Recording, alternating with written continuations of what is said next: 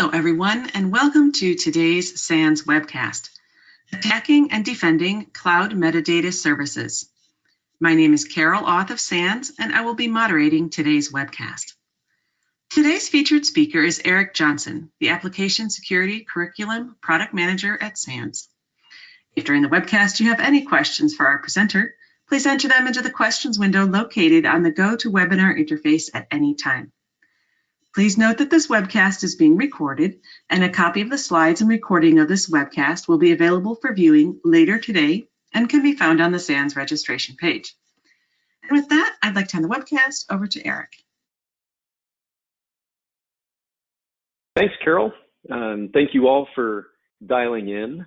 Most of our audience today is out in the EMEA area around London, France, etc. So we've been running a cloud security and DevOps course out in Europe once or twice a year up to this point. So we figured we'd give a webcast on some topics that are very relevant to cloud security today. So as Carol mentioned, the title, Attacking and Defending Cloud Metadata Services. And I'll get into exactly what we're going to cover. Just so you are aware, we've got a couple of upcoming runs of Sec 540, which is Cloud Security and DevOps Automation in the Europe area. We've got a run in Zurich this coming February, which Greg Leonard will be over there teaching. And then I'll be over in London the first week of June, and then in Paris the second week of June. So if the content in this webcast seems interesting to you and you feel like you would love to do a full 5-day deep dive into some of the material and potentially win the Sec 540 SANS Challenge coin, this schedule, hopefully one of those weeks will line up for you, and we will see you over there to talk cloud and DevOps security for a week. With that, I'll go ahead and introduce myself. As Carol mentioned, I do a lot of work with the SANS Institute. I'm a principal instructor. I've been teaching with SANS for about 7 years now. I have authored 3 or 4 different courses along with some co-authors. Sec 540 is the current course that we run the most in our curriculum, and I'm usually somewhere around the world teaching that course roughly once a year. I was actually just out in London a couple of weeks ago teaching at the event there down at the Grand Connaught Rooms. So we'll be back there in June, as I mentioned. When I'm not teaching for SANS, I spend a large portion of my time with a company I started called Puma Security, and our whole goal really is to help do cloud and security automation, including some static analysis and automating security orchestration in DevOps pipelines. So if you're interested in any of those topics or want to chat further, you can reach me at ejohnson@pumasecurity.io, or you can find me on Twitter at emjohn20. So jumping into our agenda for today, what I'm going to really walk through is, one is a debrief of kind of what happened in the Capital One breach. There's a lot of really good information available out there publicly for folks to look at and see exactly what happened from a step-by-step perspective.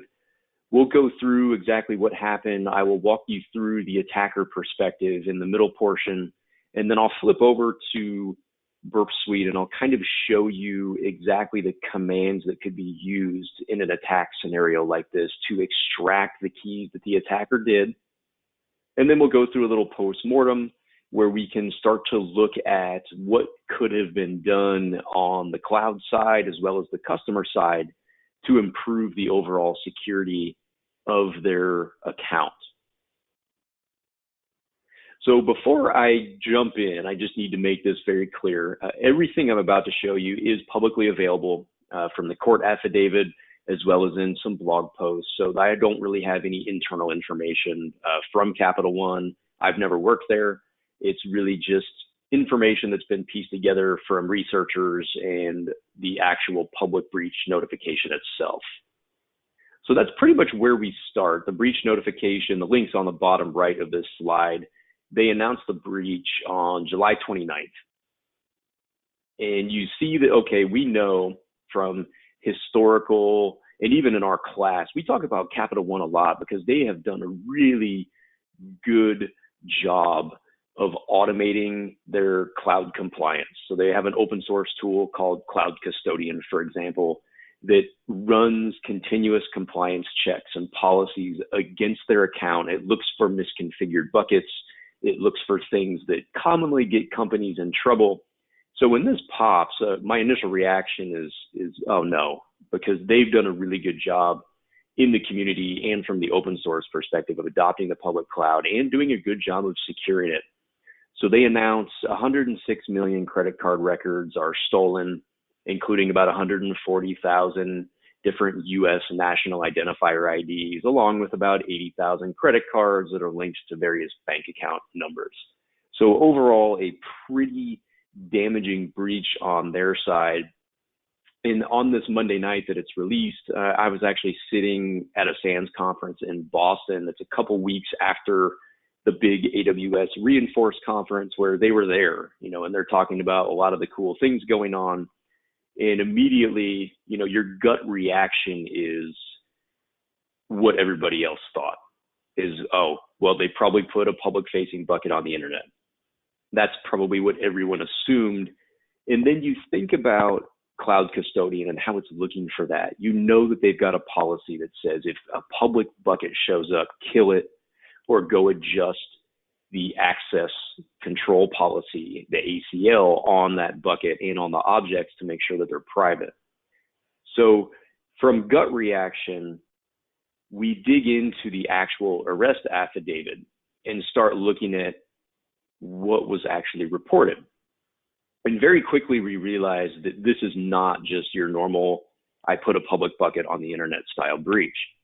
As you dig into the details, there's a section that talks about this WAF role. And in the recon phase, you can see that this WAF role runs this list buckets command. And then that same role runs a sync command, which exfiltrates all of the data from the bucket. So at that point, if you understand AWS and if you understand how a lot of the underlying credentials are managed, you start to realize this was not just a standard normal, we put a public bucket on the internet. This was something much more sophisticated that required somebody with some knowledge, some really foundational knowledge of how AWS works in order to pull this off. Now, Paige did have that knowledge. That's the suspect. And it turns out she was actually at one point an AWS employee and then left the company, no longer worked there. But I think it's safe to assume that Paige knew a lot about Amazon in the internal workings and how that works to make this attack more easy to pull off from her perspective. So it's interesting if you read into the details as well, she goes through a lot of trouble to actually hide her identity during the attack. So she's hooked up to Tor, she's got a VPN running, and running all of these commands from, these kind of masked channels, if you will, and dumping all the data, but then proceeds to go into Slack to talk about it.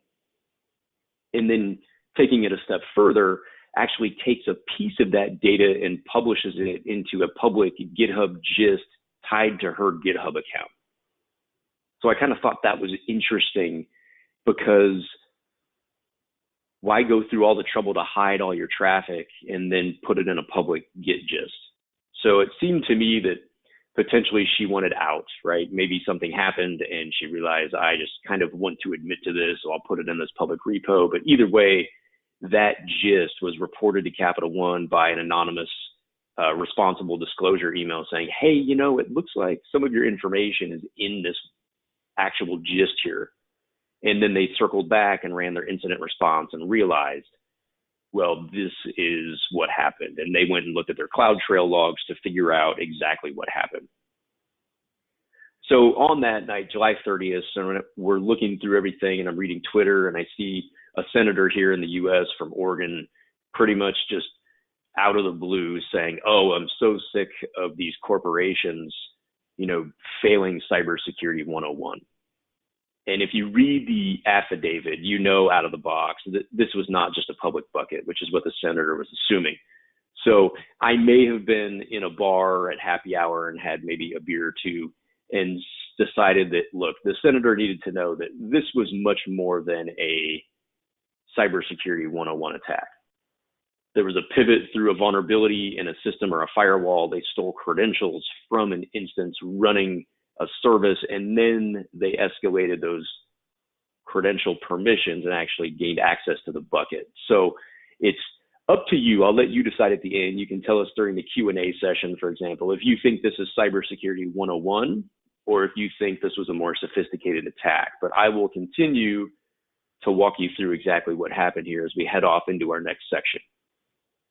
In order to understand exactly what happened, you need to understand it's a relatively new vulnerability category. This is just application security stuff, which, to be honest, we historically have done a pretty bad job at actually getting this right.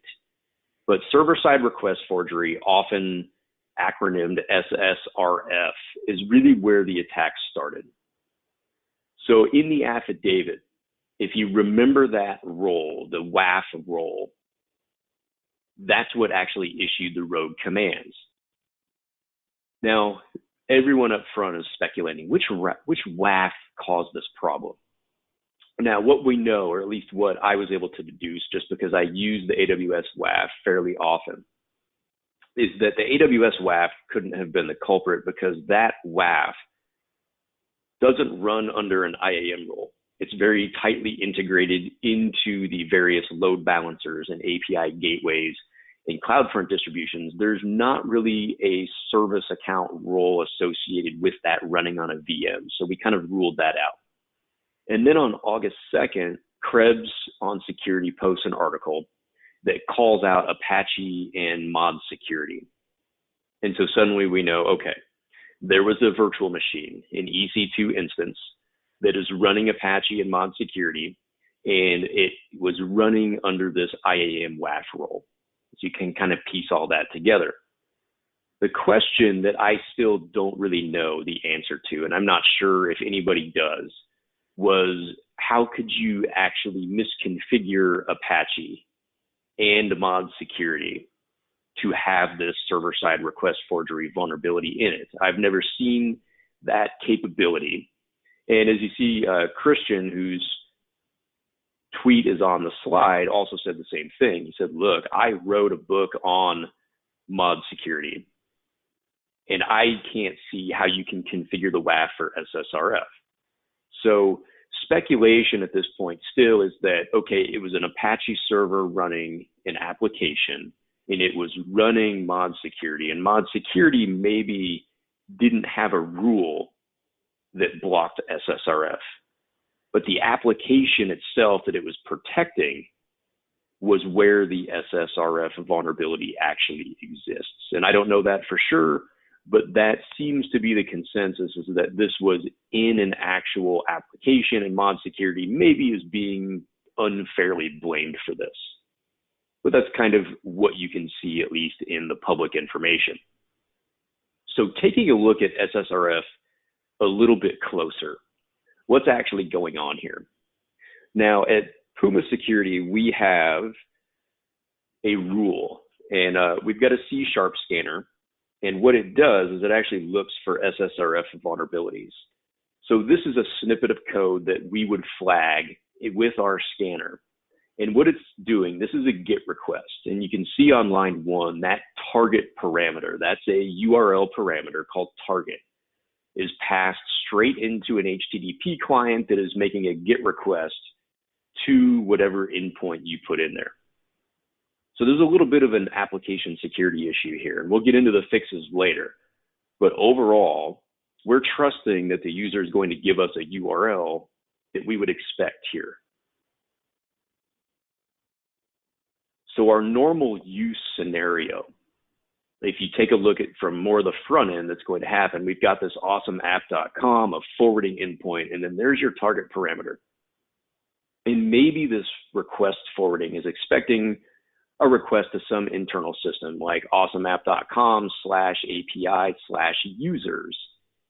And your normal response would send you back some JSON. So we've got some JSON, and there's some people, IDs, first names, etc. That's the expected usage of this endpoint. But in order to understand how the attack works, you need to understand the functionality behind this app and what it's doing.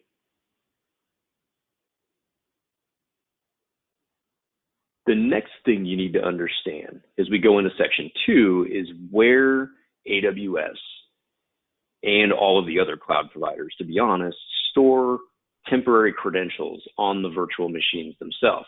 And this gets into the title of the talk, which was attacking and defending the metadata endpoints. So as you look at this diagram, this kind of outlines what's going on in the normal use scenario inside of this little application that's running Mod Security and it's running Apache. So you've got your user. Step one, they're making a public request to that endpoint that has an SSRF vulnerability in it, but in a normal scenario, let's just say that request hits in the EC2 virtual machine. That's our app or a little Docker container that's running our code. And the request says, I would like to talk to the bucket that's down there towards the bottom on the AWS side. And what it does is it says, okay, this virtual machine is running under a service account. And that service account has permissions, maybe or maybe not, to talk to S3. So in order to authenticate to the S3 service, in step 2, it reaches into this metadata endpoint that's stored inside of the VM, and it says, give me the temporary credentials, the access keys that I can use to talk to S3. So the Docker container reads those values out in step 2. And then in step 3, it makes a request to S3, and that request is signed with those access keys. S3 says, well, here's who signed this request. And in step 4, it'll actually make a call out to IAM to say, do you have permissions to talk to the S3 service with this bucket, for example? And if IAM says yes, then the request goes through. And if those keys do not have access to read or write to that S3 bucket, then the application will get back a 403 and it'll say, no, you're not allowed to do this. So that's the normal use scenario for this metadata endpoint and where those keys are actually stored on the VM. Now, as an attacker, your goal and a lot of issues that pop up here is really related to those temporary access keys and what role or what permissions are assigned to those keys. So if you're writing a good, solid system, you're going to launch your virtual machine with only the permissions needed for the application to perform its functionality. So in the example on the slide, assume that your application, the only thing that it needs to do, for example, is to read some photos and list some photos from a bucket. So your role, for example, would just have, I need access to list the objects in this photos bucket and to get the objects in that photos bucket. In those metadata keys that we just talked about would be assigned to those permissions, and that's all you can do with them. Now, the problem in this scenario, here's our WAF role. Remember the affidavit. The WAF role is what was cited as making the requests out to this bucket that had a bunch of sensitive information in it. The WAF role itself had excessive permissions, so it really comes down to least privilege. We had a permission, and this is CloudFormation code that defines a role. So in Sec 540, we do a lot in terms of infrastructure as code. So we don't really do anything through the web interface. All the resources that we review and audit and maintain and patch are driven off of code-driven policies like this. And if you look at this policy, what you'll see is that this system had some excessive permissions. So as you dig into lines 10 through 14 down there, there's a character that should just be jumping out at you as bad. What do you think that character is? There's technically 3 of them on the slide. Yeah, hopefully you're seeing it. So as you look on lines 12, 13, and 14, what do you think that asterisk or that wild card does? Hopefully you nailed it. That is everything. So the policy that was in place on this instance had excessive permissions, because what this policy means is that resource star on line 14 means any S3 bucket in the entire organization or the entire account. So suddenly this service that maybe just needed rights to put log files in a WAF bucket, or maybe to read files from some bucket that supports the system, one resource, for example, had rights to list and get all of the objects from every single bucket inside of the account. Does that sound problematic to you? It turns out to be a huge mistake inside of this whole scenario, because those keys that we'll steal momentarily are operating with this permission. Okay, so now we know that there are credentials on the VM operating with an excessive permission policy, and the question is, how do you get them? So this gets into where are the keys actually stored. So in the EC2 service, and this varies a little bit depending on how you architect your application, and I'll show you some differences here when we flip to Burp Suite in a second, but by default in a VM, the keys are stored at http://169.254.169.254/latest/metadata. And if you curl that, for example, from the terminal on a VM, you're going to see the response below. So you'll see lots of different diagnostic data about your VM, the instance ID, its network config, the host name, and in line 7, you'll see an interesting item there, which is IAM. That's the identity and access management configuration for the VM. So if you're an attacker, you're immediately hopefully thinking, well, I want to see what's in IAM. So you can dig in a little bit further. It's like browsing a directory. So going back to SSRF and tying together that instance profile, we can use SSRF to query the metadata service and actually get that response back out to the client. So this is the first step in where we're extracting the keys from the VM. So notice our target, which before was to awesomeapp.com/API/users. It's red now, which means we put in a payload. So we can go in, we can say, let's get 169.254.169.254/latest/metadata/IAM/security credentials. That sounds interesting, right? So when you do that, it's going to list the role, the name of the role that the actual VM is running under. And I've just thrown in a random name. I've called it the awesome WAF role. And then you send another request in with /awesome WAF role/, and you're going to get a response that looks like the bottom part of the slide. Suddenly, what you've extracted are access key IDs, secret access keys, and then a token. And those three values are all you actually need to pivot into the customer's cloud account and start requesting resources. The only thing at this point saving you is the policy that was assigned to those keys. And if you remember what that policy is, it pretty much had full read access to all of the S3 buckets in the account. So here's our updated flow. Instead of the normal user scenario, what we're going to do as the attacker is send in our payload. And in step 2, we're actually curling, in a sense, the keys from that metadata endpoint. They're returned to our Docker container. And then in step 3, those keys are sent back to the attacker. And then at this point, in step 4, you can see, well, S3 is a public-facing endpoint on the internet.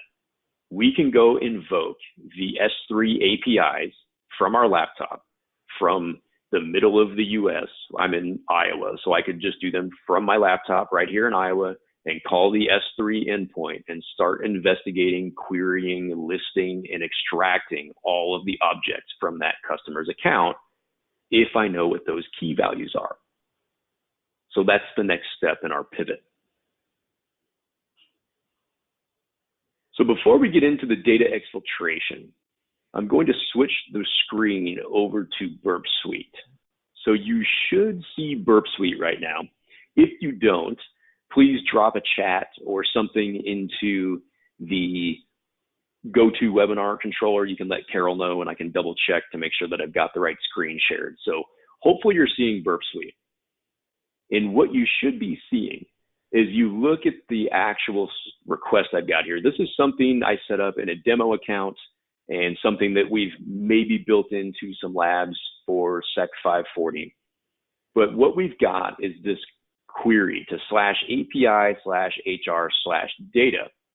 And notice I've got a little payload here. That should look really familiar. So 169.254, 169.254, latest metadata.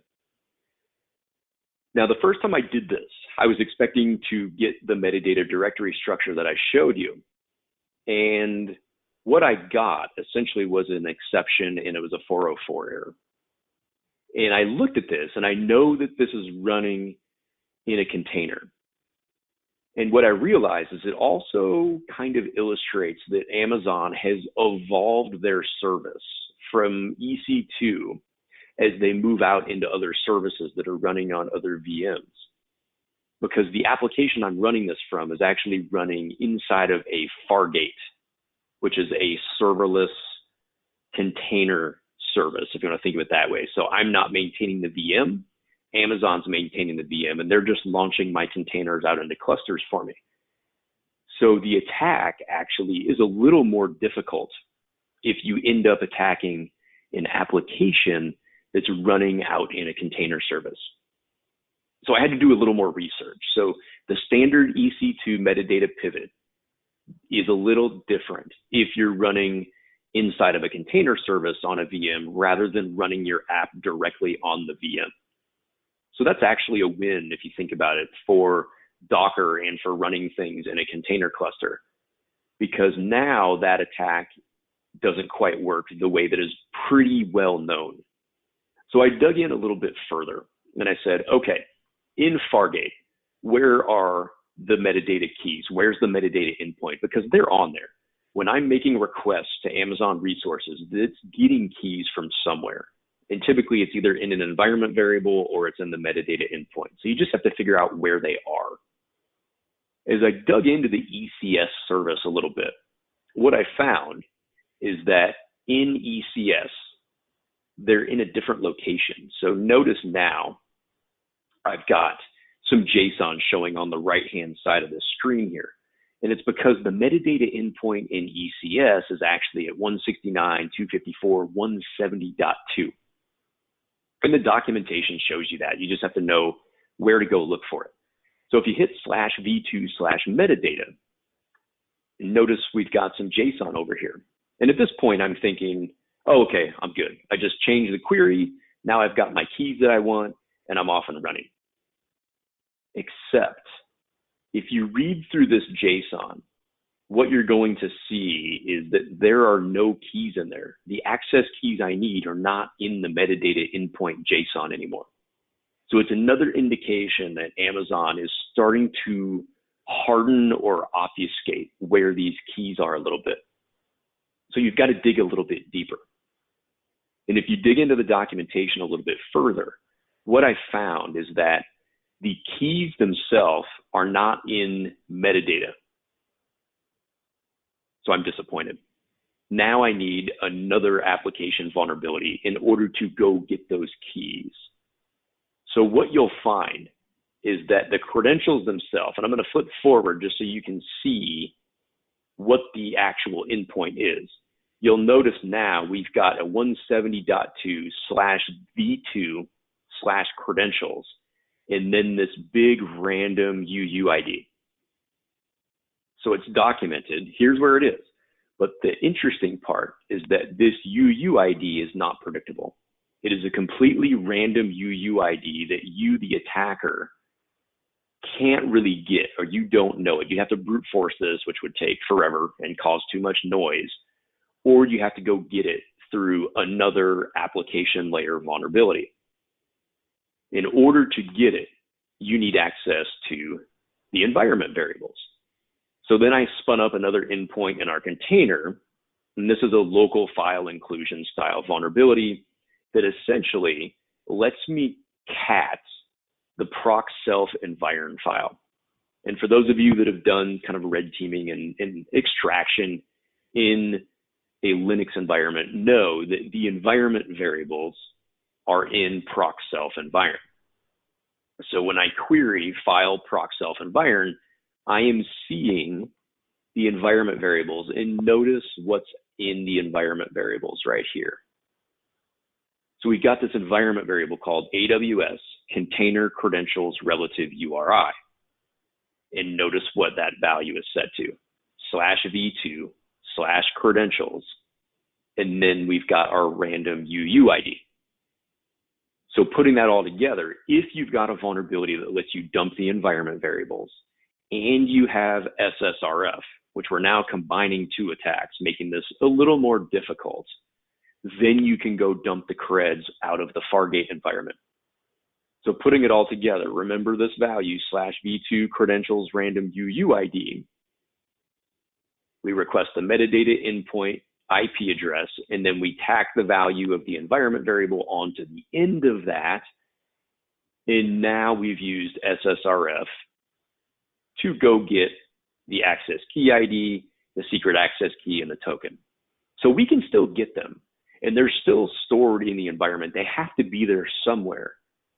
But in a Fargate environment, it's much more difficult to get them because you need two vulnerabilities instead of the one SSRF. So I would say it is an improvement over running your systems on bare EC2 virtual machines versus in a containerized environment. So that's a win, I think, for the container side.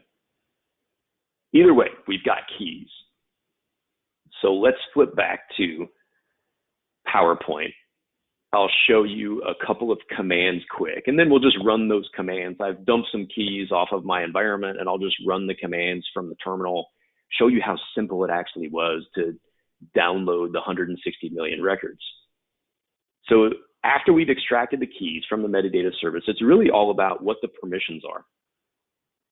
So from the exfiltration perspective, all you need to do from your terminal, once you've got your three values, is export three environment variables: AWS access key, secret access key, session token.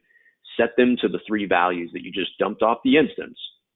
And now your terminal on your local laptop will authenticate to the customer's account as the WAF role.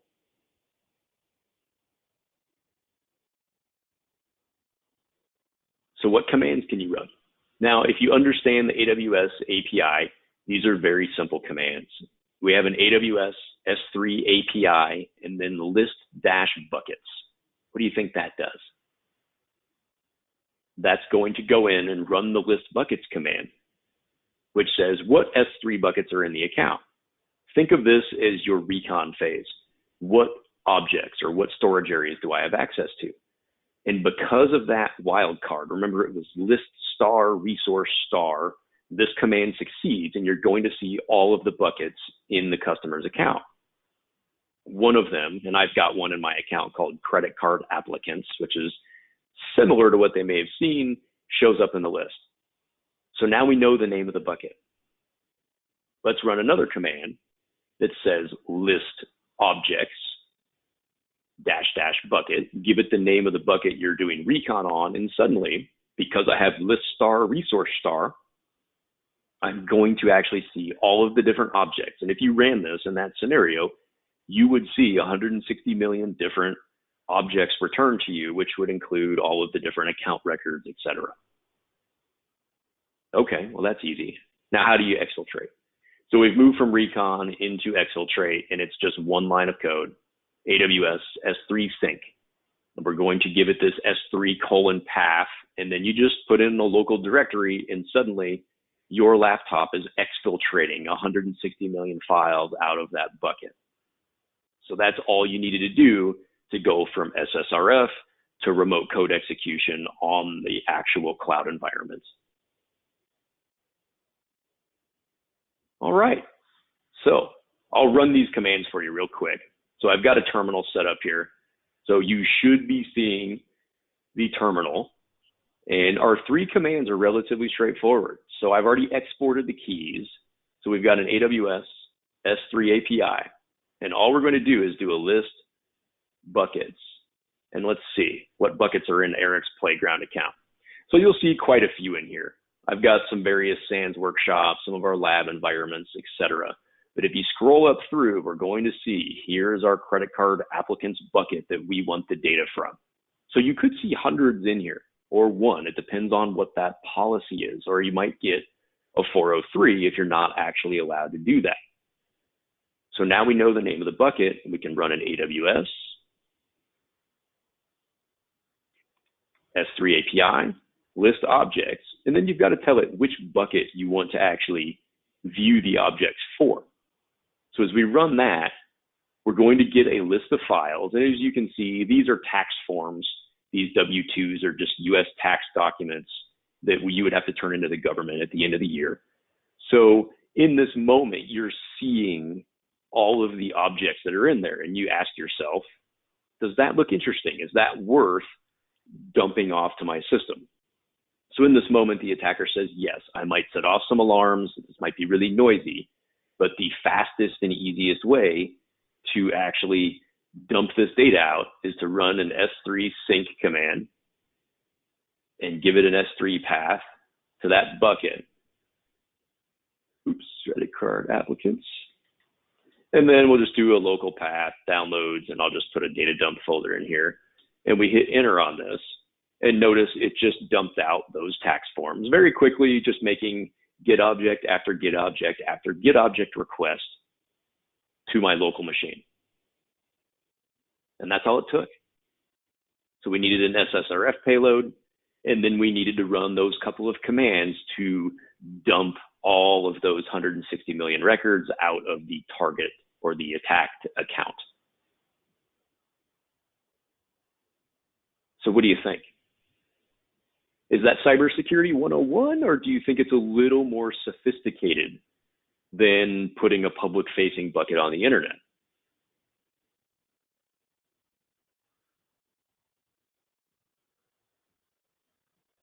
All right.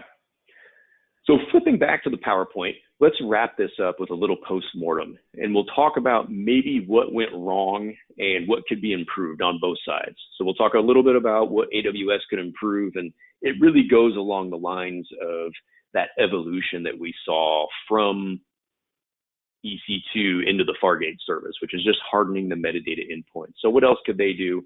And then what could you do on your side as a customer to make sure that if you have a similar scenario happen, that your account is defensive or defending itself? So let's take a look. Now, this is interesting, and AWS PR folks essentially responded to our friend. If you remember Senator Wyden, he was the Oregon senator that called this cybersecurity 101. He continues to investigate. So you can see this is dated about, 2 weeks later, and he's asking about this SSRF thing now. So he's starting to understand that there was more than just putting a public bucket on the internet. So he's asking about the metadata service, and he's asking about, did Netflix request your team to add some protection to your metadata service to protect from SSRF attacks? And AWS's response says, well, we have a great relationship with Netflix. They have hundreds of different, requests or conversations a year about changing things. And they're saying that Netflix did not actually make a request to update the metadata endpoint. So I thought that was interesting because even if they didn't, this has been pretty well documented we're in 2019 now. So 5 years out from when Andres Riancho presented a talk at Black Hat called Pivoting in Amazon Clouds. So this is a lot of good research. He has a tool called Nimbo Stratus that he kind of released along with that. And if you dig into that presentation, you're going to find a tool that does exactly what I just showed you how to do. So notice the 169.254, latest metadata, grabbing the security credentials and dumping those off of an EC2 instance. There might be research from a little before this, but this proves that this has been known for a long time. So 5 years ago, we were aware that it was this easy to get those credentials. So that kind of starts the clock. Scott Piper, who is a Summit Route security consultant, he does lots of awesome AWS security research. He also is one of the primary maintainers of Cloud Mapper, which is a really cool auditing and continuous compliance tool for AWS. Posted, look, even if Netflix didn't put in a formal request to have that metadata service secured, he did do it. And you can see his email on the slide, August 28th, 2018.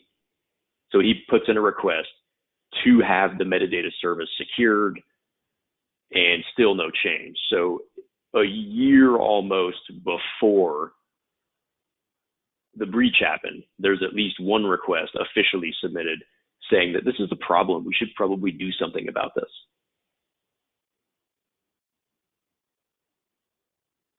Here's the original blog post. So this is November of 2018, which the senator was referring to, which was on the Netflix blog by Will Benston. And essentially, this whole blog post is about preventing credential compromise through the metadata endpoint. So even if there was no official request, Netflix is on the record for, we're doing a bunch of things in our environment to try to stop this attack. You should do the same thing on your side. So again, the overall takeaway from the last couple of slides is we've known that this is an issue.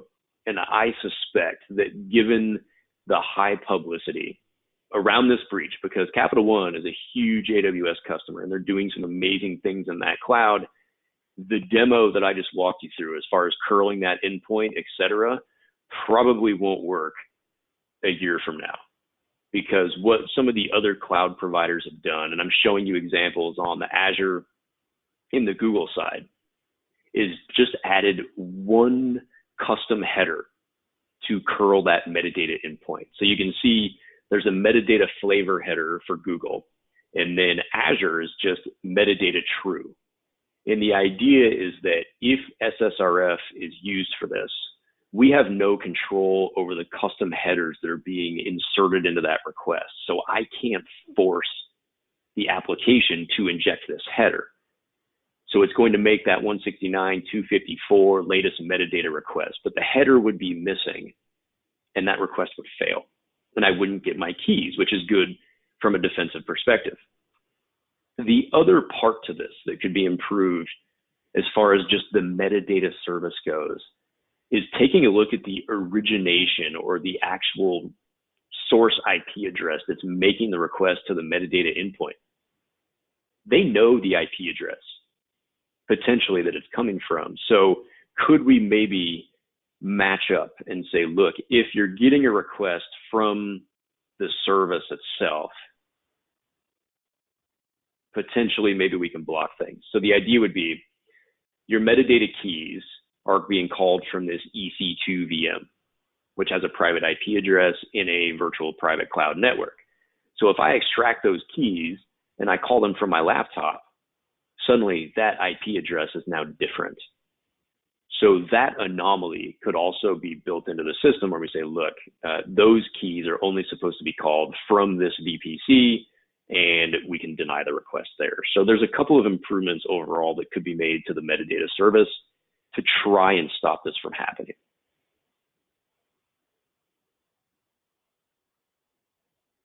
Now, as far as your side, this is your side of the responsibility model. What can you do to actually prevent this from happening, even if the metadata endpoint doesn't change? So this gets into that shared responsibility side. So let's walk through these together. Number one, that whole application security thing, that tends to come back and bite us a little bit. So instead of letting the user send you a URL for that whole proxy forwarding scenario, we could validate that. So maybe we change that over to an ID, for example. And the ID itself, we then use to query a list of endpoints on the server side.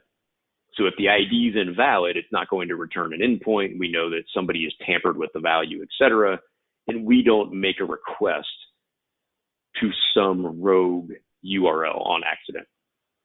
So just by validating that that URL is trusted, the attacker immediately can't extract the keys off the VM. So that's a really easy code change to make if you end up with an SSRF issue that pops up in one of your security scans.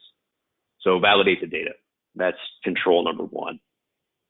That alone would have been enough to fix it, even though we had that egregious policy in place. So number two, let's lock down the bucket policy for this WAF server. What does the system actually need access to? It is highly unlikely that that VM needed rights to read and list every single object in every bucket in the account. So let's get rid of the wildcard. If you remember the resource star, notice now we're saying, look, this WAF role can list the items that are in the actual WAF logging bucket and get the objects from the WAF logging bucket. And that's it. So when I try to dump the credit card applicants, that request fails with a 403 because the policy says explicitly, I can only access the WAF logging bucket. So essentially 2 lines of code in this little policy file, we deploy that out to the account, and now we've locked down what those keys can actually do.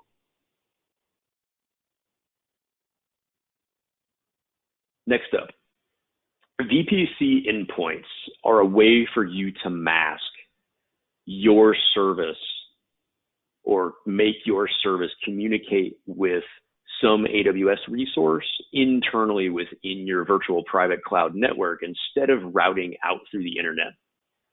So the default scenario here, if you remember, S3 is publicly available from an API perspective. So that is a publicly accessible API. So the WAF VM, when it makes that call to S3 to store that WAF log in there, it's calling the public S3 endpoint the same as my laptop just was to dump and view the records in S3. What you can do is set up a VPC endpoint for S3 and then your virtual machine.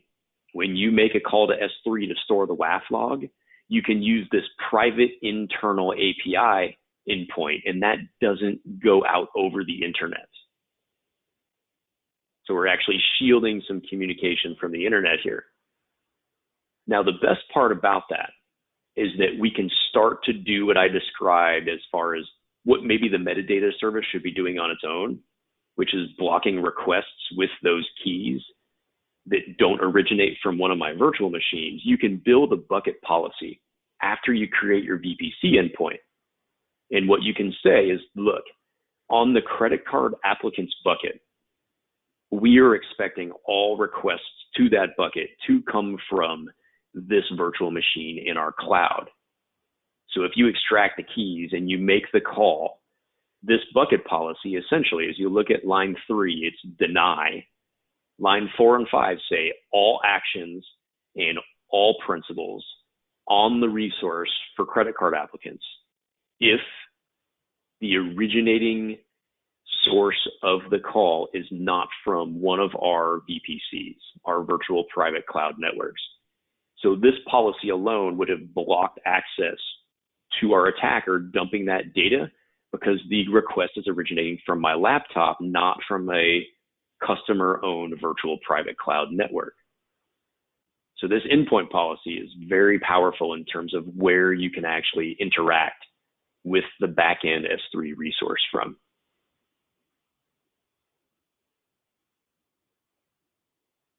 Final mitigating control is really just monitoring.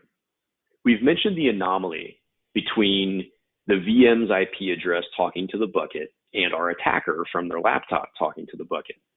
There's an interesting correlation that can be done. If you look in your CloudTrail logs, which CloudTrail is just a big auditing service, every single interaction with every resource in the cloud is logged in the CloudTrail.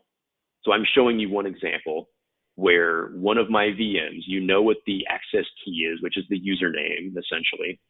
The username is set to the instance name or the virtual machine identifier. And you can see the source IP address, which is going to be that private IP address that is in your VPC. So that's a normal usage scenario. But think about the CloudTrail log entry that's going to show up if you do get your keys stolen and the attacker makes this request from their laptop. CloudTrail is going to record the same username, the same access key ID, but what's the source IP address going to be? That source IP address is going to be different, right? That's going to be your IP address on your laptop, and suddenly you've got an anomaly that you can use to detect and respond if you want to. You could immediately update the instance profile role with the deny star policy to block access to that. And it's going to shut your VM down, but at least the attacker is also stopped while you figure out how to mitigate and or correct the risk, and then you can bring the service back up. But you can detect and respond very easily using like Lambda functions, for example, to self-defend your account in that scenario. The CloudTrail logs will give you everything you need to detect that.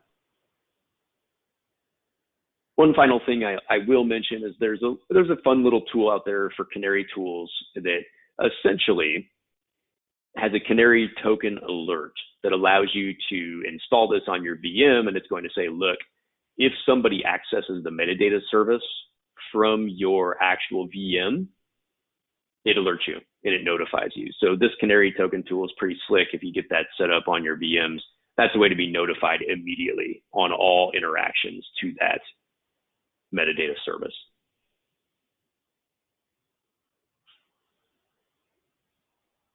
So as we recap here, if we look at our more hardened workflow, we've got our attacker and our user on the same slide. Now the application user, that use case still works, right? We send in the request with the valid URL. Those metadata keys are automatically pulled by Amazon and our container code, and we send the request off to S3 and everything's normal. But if you look at the actual attacker flow, where we send in the evil payload, number one, SSRF has been patched. We're validating that. So that URL is invalid, it gets rejected.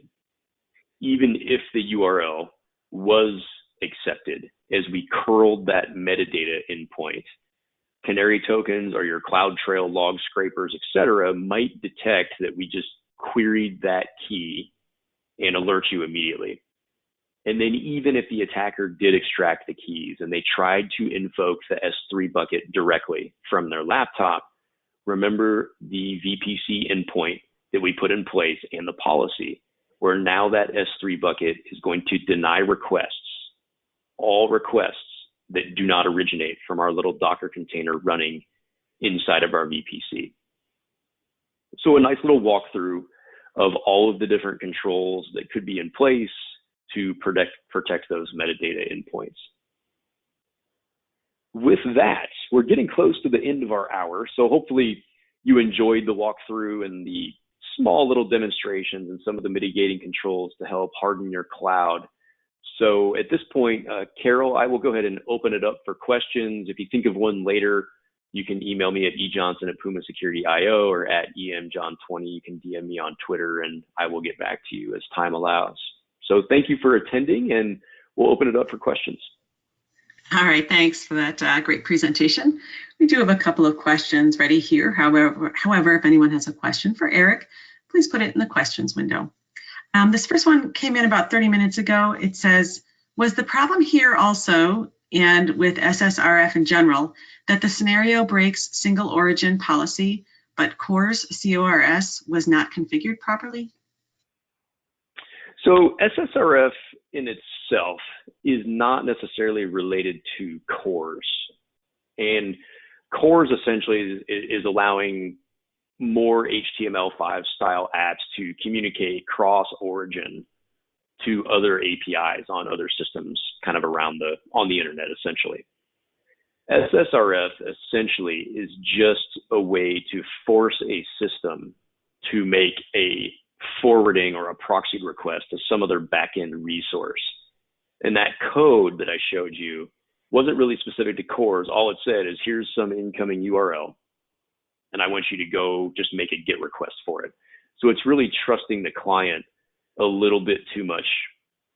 And this didn't really pose a significant issue from a remote code execution and or data exfiltration perspective until the clouds came along and that we realized that you could dump this metadata info using SSRF. That's when the kind of damage potential for SSRF really jumped and became more critical to think about. All right, thank you. Our last question is SEC 540 going to be getting a GX certification? Yes, and of course I forgot to mention that. So for those of you that are familiar with the class, or even some of you that have taken it before, SEC 540 will have a GX certification coming out. It is scheduled to go up for pre-sale, I would say, end of Q1 of 2020. So keep an eye out that for next March. The certification will be the GCSA, which is going to be the GAC Cloud Security Automation certification. So keep an eye out for that. We're super excited for it. We've had tons of students ask about it, and that'll be the first official cloud security certification that comes out of the GAC organization. So we're really, really proud to get that out into the world. All right, thanks. Another one came in that says, what measures should be used to harden Azure Metadata Service? So good question. On the Azure side, now, if you're only in Azure, your metadata endpoint, if you remember, has that extra header requirement. So you need a header, I think it's just metadata : true in order to talk to that endpoint. So you're in a little bit better of a position if you've got a SSRF issue like I just showed. It's going to fail by default, because that code does not actually have a request.headers.add metadata true line in there. Now, if you're adding that line of code to enable that, then that's kind of on you. You probably shouldn't be doing that unless the whole purpose of the system is to talk to the metadata endpoint. So out of the box, you're in a little bit better of a position. From a security perspective, on the Azure side, I'm not aware, and correct me if somebody knows, of a way to internally talk to your storage blobs, etc. I know you can try to do things like create kind of temporary URLs to talk to storage blobs. Maybe that's a way your system could do that, and you block direct requests to it. Also, just not having your storage blobs public on the internet would be another way to do that. And then logging as well. You should be keeping track of requests to your storage blobs, where they're coming from, and also looking for those IP address anomalies is also something that could be done on the Azure side as well. All right, thanks. Will SEC 540 extend beyond AWS? It's a great question. Right now, SEC 540 covers AWS. I would say there's a slant. It's probably about 60 to 70% AWS and 30 to 40% Azure. So we've got some Azure content in there. We released a NetWars challenge that's continuous NetWars questions, like a capture the flag game that runs throughout the class. So every night there's about 2 hours of bonus labs. And those bonus labs are all focusing on Azure and the Azure Kubernetes service and launching clusters and getting some of those things set up with Terraform, and then doing some auditing of those systems. So we've got some decent average Azure coverage as of this moment, but we update the course 3 to 4 times a year. And every single one, we continue just to add new content for both of those clouds.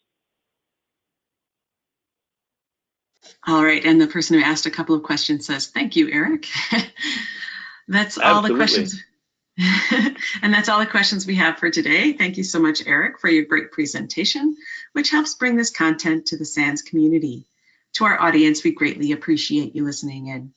For a schedule of all upcoming and archived SANS webcasts, including this one, please visit sans.org/webcasts. Until next time, take care, and we hope to have you back again for the next SANS webcast.